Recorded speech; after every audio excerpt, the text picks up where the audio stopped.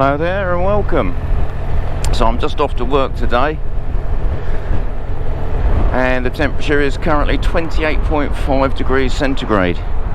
So as expected and forecast, it's getting pretty warm. And I just thought it was a good time just to mention a couple of things that are really important to us motorcyclists in these warmer weathers. It's interesting because I always look forward to the summer on the bike, and I think many of us do. We think, great, the weather's improving, the roads are dry, it's going to be so lovely out there, it's perfect motorcycling weather, so we get the bikes out. But unfortunately the warm weather does bring with it certain other considerations that we need to be very aware of, and I've noticed, as I do every year, there's a lot of motorcyclists out there not wearing proper kit. And okay, as long as you don't have an incident, it's not really a problem. When you do your CBT, the first part of it, element A, it's a discussion about helmets and clothing.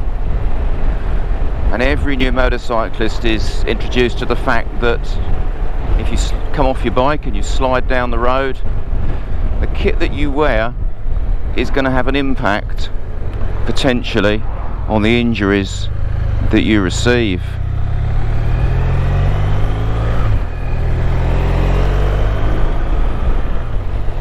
And of course, kit can't save you from every injury, of course, but what its main job is to stop skin abrasions. And unfortunately, depending on the speed that you may be travelling at, if you do part company from your machine and go down the road, as anyone who's come off their push bike knows, it hurts. And gravel rash is really unpleasant. Unfortunately, a lot of motorcyclists seem to think that it's just going to result in a bit of gravel rash, and with the higher speeds it doesn't just result in gravel rash. It can result in losing very large areas of skin, it can result in losing areas of muscle, and it can be very, very serious on the injuries. And I've seen a lot of people recently in t-shirts, shorts and flip-flops, and trust me, your feet always come off very badly in a collision. You know, the shoes seem to be the first thing that come off as you hit the road, and they fling themselves up the road, and your feet now take a battering as you go catapulting down the road. It's not nice. Sorry to say these things, but unfortunately, if you're not aware, or you need a little reminder, because if you do come off, you just need to be preserved. So today, as usual, I've got my kit on. A little phrase we hear often is ATGAT. All the gear, all the time. And that's important. I'd rather be hot and sweaty and be relatively safe from certain injuries than feel really free and cool and lovely and then come off and find that I'm in hospital with some very serious injuries. It's just not what I want for myself, and it's not what I want for any other motorcyclist really. But of course that is your personal choice. As we know, the only clothing you're required to wear by law is a helmet and have the chin strap done up, and that's the only legal requirement.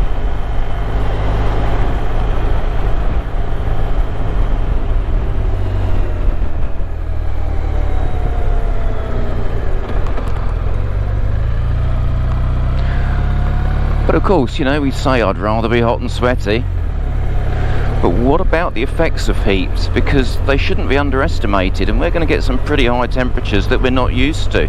We're not acclimatised to high temperatures in this country. They tend to be brief and they knock a lot of people out very quickly. I'm not a lover of high temperatures, I'd rather it warm than cold, but when it starts getting up into the forecast areas that we're talking about at the moment,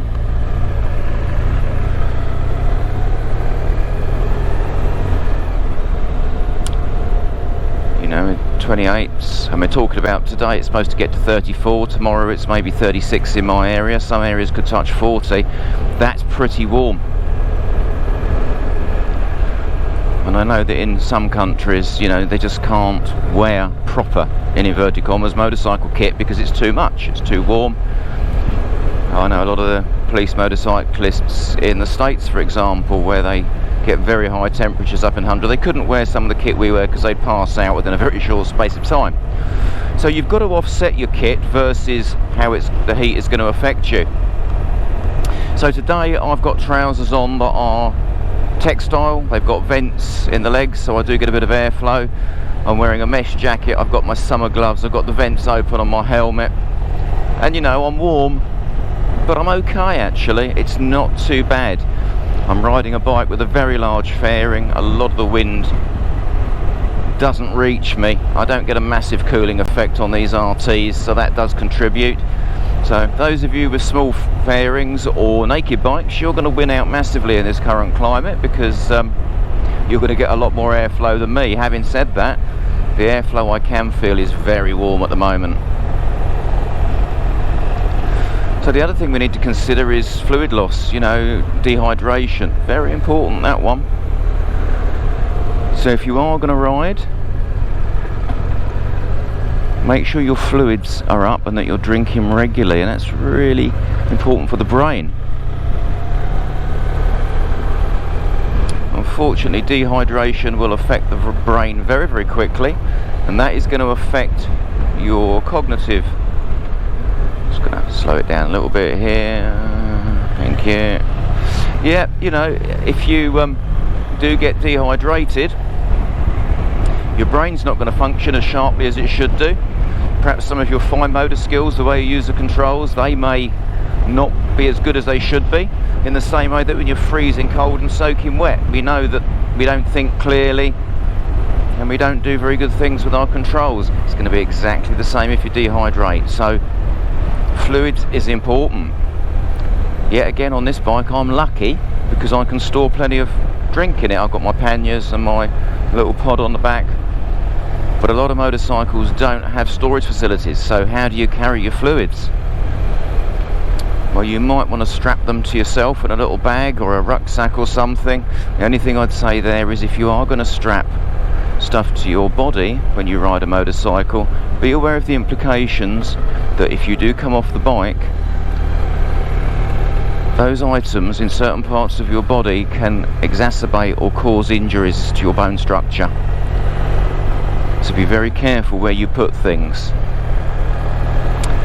In an ideal world, have a little bag on the back of the bike, or a tank bag or something like that, and it's much nicer to keep any hard or sharp objects on the bike itself and not on you bodily, because they can result in injury.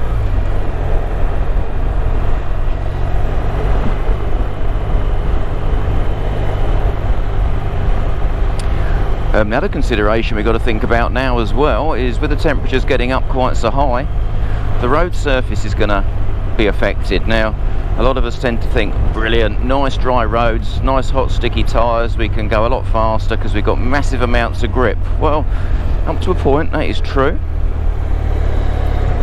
and with the bright sunlight, I'm just doing a little manoeuvre here, cars behind me, how clear is my indicator in the bright sunlight? That's what I'm thinking.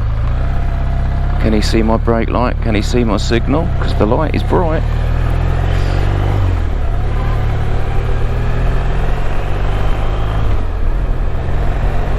Yeah, so back to the road surface. In fact, tell you what, let's just talk about this. So we've just come into a very shady area now. If you're wearing sunglasses, I've got my dark visor down today. Just be aware that when you enter shaded areas from very bright areas, your eyes need times to adjust. So if you are travelling very fast, be aware that you could be momentarily unaware of what you're riding into. It can be like riding into pitch darkness for a fraction of a second, and that can in some circumstances be critical. If you've got a non-legal visor fitted to your helmet, be aware you may need to raise it. I'm realistic enough to know that people wear those things. I'm not going to criticise or otherwise judge on that. I know that you wear them, but for safety issues, if you've got that very tinted, dark tinted visor down and you're going to a shaded area, you may be temporarily blind because of the darkness. So be prepared to raise it, and then of course you haven't got eye protection, so you don't want flies or dust, gravel going into your eyes. On the subject of those visors, we can get tinted visors that are legal. They're not particularly dark, and on a visor you're looking for the E mark. EC regulation in force currently is 2205, recently replaced or superseded, should I say, by EC regulation 2206. Both are legal. I don't think you tend to see kite marks on eyewear very much these days for motorcycles, but British standard 4110 is the appropriate testing standard for those. So yes, back to the road surface. We think we've got a lovely dry road surface. It's all good, and we can nice sticky tyres.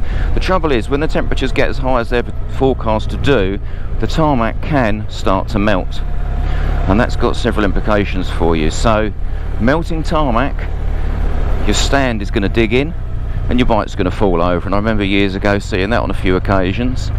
In the summer of '76, which most of us know about, of my vintage, a very, very hot, protracted period, you know, bikes used to fall over. So if you can take a little bit of wood with you that's larger than your side stand, pop that down on the floor and pop your stand onto that, so you've got a greater coverage area. It's going to reduce the chances of your stand digging in.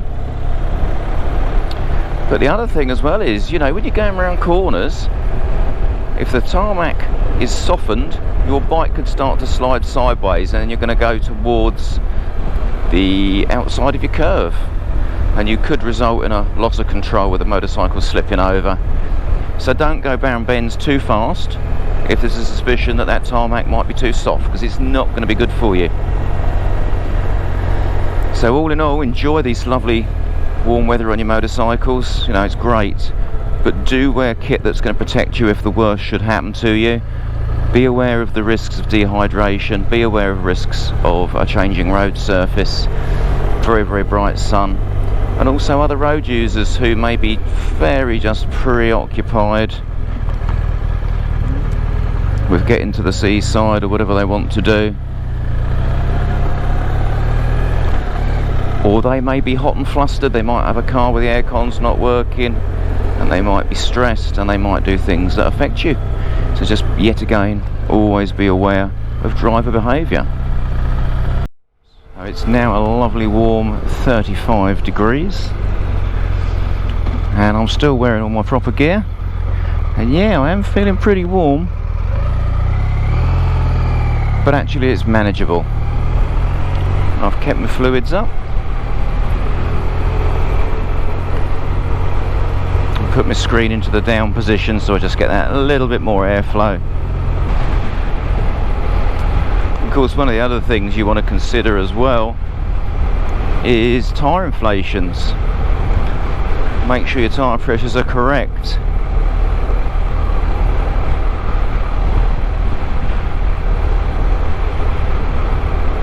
So judging by my onboard tyre pressure monitor, my tyre pressures haven't actually risen in the current temperatures at all. But if you've overinflated your tyres and you get very high temperatures, especially if you're doing motorway runs, you could run the risk of potential blowout tyre failure.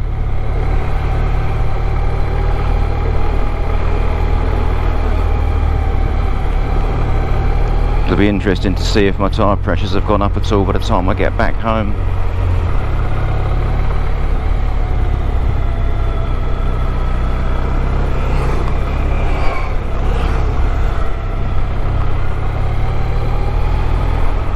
That's one of our direct access courses going back to the school, having just finished a long hot day. The other course has just finished as well, and I know that one of the instructors just said to me, you know, it does take a toll on the students, so you have to be very mindful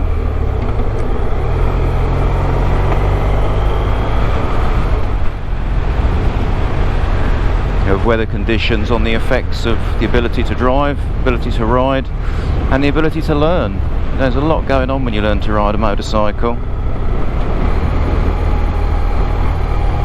Got to better maintain that focus.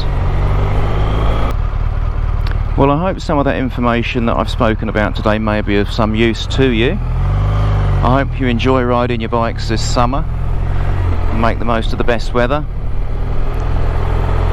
Stay safe, and until next time, take care.